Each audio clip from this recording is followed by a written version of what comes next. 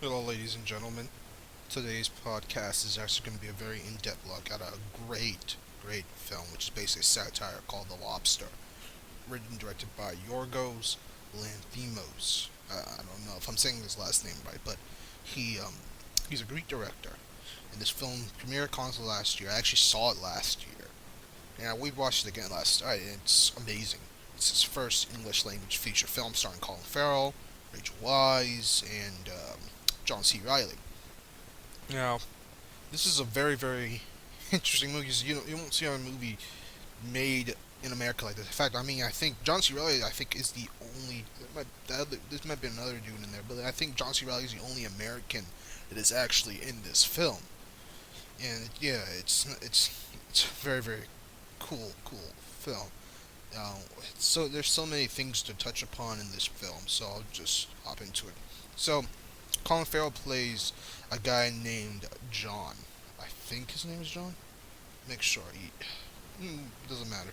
He plays this guy who's a lonely, sad architect. He got recently dumped by his girlfriend, so he has to go to this place, which is basically in a hotel. This pretty nice hotel where basically this society, this utopian, this society, you are forced to get into relationships, and this is what this film is all about. It's about how our society is obsessed with relationships. So he's forced to get into a relationship, or else he gets turned into an animal.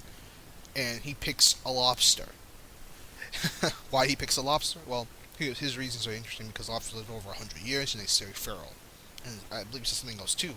And the lady says, good choice, because most people pick dogs, which is why the world's overpopulated with dogs. His brother has actually been turned into a dog because his brother couldn't find a mate. So the hotel, I believe, is making fun of all these single retreats, these single meetups, and all that stuff, because basically they have these things where then that's when they introduce the John C. Reilly character, another character as well, another character who I think his wife had died, and he had a limp because his mom got turned into a wolf, and he went to go see his mom in the not the woods, the zoo, climbed the fence, and a bunch of wolves start attacking him, except for two wolves, and he thinks one of them was his mom. And yeah, crazy. So they have these things where they have these horrible club singers singing some lame ass love song while they're supposed to talk to each other, and the different types of women want women there. One woman has like a nosebleed issue. One woman's literally heartless, and I'll go more into that later. And they actually could go into the woods. They have these things where they go into the woods on these trips, and they hunt single people. With I don't think they necessarily kill them, but they use tranquilizers, and they hunt these single people down. And basically, this film is basically showing how our society says you have to be put in a relationship. You have to be in a relationship. If you don't, you're going to suffer. And one of the best ways they show this is when they have these little dramatizations where they have a man eating alone and he chokes and dies. But when the man's eating with a woman, she comes and saves him, and he lives. Also, they show another thing: when the woman walking alone, she gets raped. But if she walks with a man, she is safe. So they're saying pair bonding, be together, don't be single, all that good shit. And they actually condemn porn. This society, I should say, condemns porn and masturbation. John C. Reilly's character gets his hand put into a toaster for jerking off. And he was like looking at pictures and jerking off, and masturbation's prohibited. And then they decided to clean him. So, I mean, and this is just the typical ice for this film. Very philosophical, very interesting. So, yeah, it's kind of crazy. So at this point in the movie, it's showing basically that our society is telling us basically. You see it on TV, you see it in commercials, you see it in movies, you listen to it in music, you see it in billboards, that we have to be in these relationships. If we don't, something's wrong with us. And that's what they're saying. These people, something's wrong with them, and their last hope is this retreat, or else they will be turned into animals. And I thought something's interesting because they had all these older women in these movies. Most women that were there was a couple that were young. Most of them that were there were old. So just one older woman, not old, but like older, past like their peak. This one older woman was on the bus going to hunt the single people sitting next to Colin Farrell. She tells him that she'll do anything basically if he invites her to his room. that she'll give him a blowjob, fuck him, and she's up for anal. I mean, if that's not realistic, I don't know what is. Because she knows that her sexual market value at that point is way below his. He could get pretty hot chick. She's out of luck, so she's gotta like just put it out. There, she doesn't want to be alone, and it's crazy. Another thing in this film is that the women really are shown to kind of hate each other, big time. Like for example, as the film's progressing, at this point we're kind of pretty much in order actually, because at this point, a bunch of things, all the stuff I mentioned had happened pretty much in that order, and people are getting close to our last stage to where they have to finally pair bond. They're not pair bonding just yet, and people are starting to freak out. This one particular girl, this is ridiculous. This is two girls. On the last day, one girl basically says nice things to her, how she values their friendship, and the other girl slaps the girl and says she wants to watch Stand By Me with River Phoenix, Kiefer Sutherland, and Richard Dreyfuss alone. So she didn't care about the friendship at all. She was pissed off that she couldn't find a mate and that she's gonna be turned into an animal. And this one dude, the dude with the limp, he decided to fake getting nosebleed. He constantly breaks his nose so he can be with this woman who has constant nosebleeds. Because the whole thing is about the pair bonding society in this film is that you have to basically be like, there's no opposites attract in this film. You kind of have to be on the same wavelength, and it's even more dramatic when Colin Farrell decides to act cold and heartless to get this cold and heartless woman I mentioned earlier. She is truly cold and heartless, literally. Like she has no soul at all. She actually shit tests him. Basically, she pretends to choke as he watches her choke, and then it works. So he's doing. I think this is really genius. This is when the movie really kicks into high gear, because like guys do this all the time. Guys will act like douches and assholes. Heartless. Not really heartless necessarily, but like they'll put on an act that they know, because they know that acting like the nice guy isn't gonna get you the woman. That girls like jerks, to be quite honest. Girls like bad boys. Girls like guys that are going to treat them like shit for the most part. That's what attracts them. That's what their instincts. That's what's spoken. That's what their instincts listen to. They want to see that. They don't want the guy that's going to be chivalrous and nice and all that shit. That's all social construct, So she decides after that they're a match after all.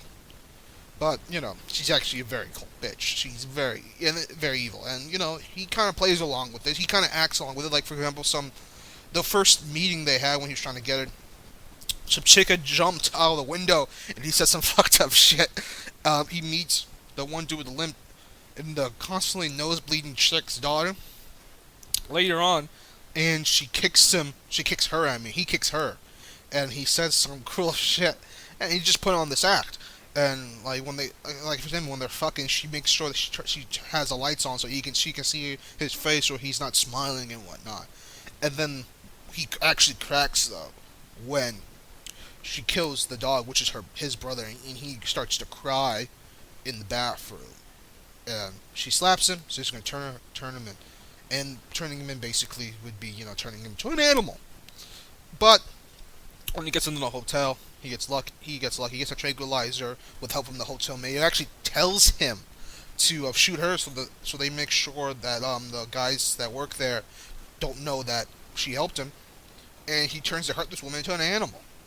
So why? There's no real particular reason. I mean, I guess there's a reason why the hotel maid helped him. Maybe she's like, I wouldn't say she represents the NAWALT, but maybe she recognizes a woman who understands the nature of that particular woman and sees the nature of the society in general, and kind of sees the bullshit and doesn't want to really be a part of it. But after this, it kind of gets even more into this movie is very, very, very, very true in its own funny way. You have the John C. Reilly character who wants to he becomes a white knight and wants to kill Colin Farrell's character for turning the heartless woman into an animal, despite the fact that she killed his brother. So, I thought this was very funny, because you see that shit all the time. You can go online, bar, in a club, at a school, here with your family. Like, it doesn't. They almost don't care what the woman does. Like, I remember on YouTube, I was watching this dramatization. It was just an act. These a man and woman. The first scene was the man's like getting mad at the woman and yelling at her, and then all these chicks and dudes go, hey, what are you doing? What are you doing? What are you doing? What are you doing? You can't be doing that. She's a woman. You can't do that. And then they have another scene where the woman and the same guy, same girl, are walking along. The woman starts getting up in his face, all up in his girl, yelling at her, yelling at him rather, slapping him, and all that bullshit. Just people are watching. Some people are laughing. That shows the double standard of this society. In the white knighting that quite frankly takes place far too much, and this is what this character represents. He just becomes a white knight. But luckily for him, this is where Rachel Weisz, well, she's been in the movie, kind of. She's been the narrator up until this point, and she comes in and kills the White Knight, John C. Reilly's character. And in return, he gets a rabbit for her. And this is where, they begin kind of like their whole pair bonding thing, because they kind of are very similar in the way they talk and the manner. They're both very kind of deadpan characters, in a sense. I'm not really talking about the acting in this film, but Rachel Weisz is probably the best actress in the movie. John C. Reilly did good. I didn't really particularly like Colin Farrell's performance. I felt like it didn't sound like he even was acting. He would talk like this: "I want to be a lobster. Because they live 100 years, all that bullshit, And they after this, it's kind of funny. They decide to they and some other people decide to actually hold people hostage around the hotel, and other couples that see they actually truly love each other, or they're just being with each other because they don't want to be alone. And it's interesting because he does this intervention with that one dude who been breaking his nose constantly, with the one dude with the limp who breaks his nose constantly, and he goes in there with the daughter, the wife, and all that stuff. It doesn't fly at all. The dude's so pissed that he does this, but I mean, it's that stuff's so true because most people that get with each other, they don't really love each other. They're doing it because they don't want to be alone. And so after this, it's really revealed that the single people have to dig their own graves and then die. That basically the society is washing away all the single people, and like if you're not pair bonded, then you're gonna die, and you're not gonna be able to thrive as a human being. You're not basically worthy to live if you're single. That's what the society is telling these people. And Colin Farrell actually ends up wanting to be the one who decides to he starts becoming exclusive with the Rachel Weisz character. Like she has someone who kills a rabbit for her, and he tells her that he wants to be the only one killing rabbits for her. And this is kind of the start of their exclusive relationship. They actually have to talk code in front of each other. Not talk at all, actually. They're doing like basically their own sign language in front of the singles, so the singles don't get jealous of what they got. And then that's a woman. This is what I'm talking about when this movie's talking about women hitting each other. This woman first forces Colin Farrell to bury himself due to him being single, even though he's not really single. And the same woman actually blinds Rachel Weisz's character, but luckily they bury her alive. So this woman is not happy basically in this film. She wants to drag people down with her, and that obviously happens a lot in today's society. Women who are unhappy with their lives, unhappy that they're single and whatnot, they want to drag other women and men, quite frankly too, down with them, and that's what she does in this film. So that's just crazy how spot on this movie gets it. Rachel Weisz also basically after this Rachel Weisz and Colin Farrell. This is like pretty much at the end of the movie. Rachel Weisz and Colin Farrell are together now. She's blind, but she wants him to blind himself too, because it'll make a better match. And I believe what the Yorgos is trying to say here is that women, particularly, that's what he's doing with the bloody nose chick and the heartless chick and this chick.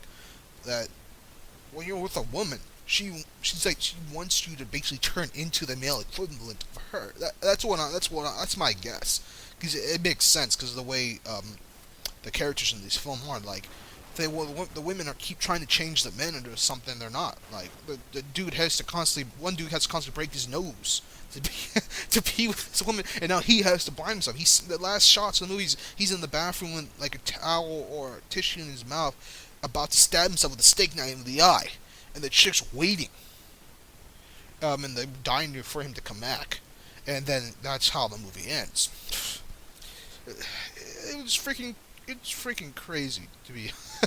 Now, well, I think this movie's a great movie. Like, this is the second time I've seen it, and it's pretty damn great. I mean, if you just want to talk about from a film wise, like the way it was shot was beautiful. The cinematography was great.